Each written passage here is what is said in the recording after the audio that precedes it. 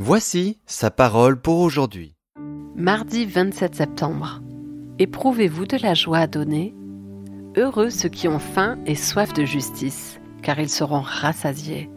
Matthieu chapitre 5 verset 6. Smith écrivit les lignes suivantes. J'avais alors 8 ans et je vivais aux îles Hawaï. Noël approchait et je me rendis compte que mes parents avaient de gros problèmes d'argent et par conséquent les cadeaux de Noël risquaient d'être rares.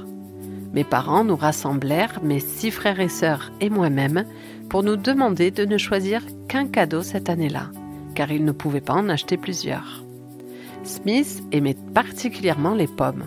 Aussi, son choix pour Noël fut un panier de pommes. Ses parents furent très surpris de son choix, mais parvinrent à lui offrir ce qu'il avait demandé. Bien des années plus tard, il comprit que son choix avait été coûteux et entraînait un gros sacrifice à ses parents, car les îles d'Hawaï ne produisant pas de pommes, elles avaient dû être importées. Il continue. Dès que mes frères et sœurs eurent fini d'ouvrir leurs cadeaux, je ramassai mon panier et sortis rencontrer tous mes amis du quartier. En quelques heures, toutes les pommes furent offertes et dégustées par tous avec grande joie. Je me souviens encore du plaisir que j'éprouvais alors après avoir partagé mon cadeau de Noël avec mes amis. Smith affirma plus tard que cette expérience l'avait amené à comprendre ce qu'il appela la mentalité de l'abondance, que l'on peut résumer ainsi: plus vous donnez avec joie, plus vous recevez abondamment.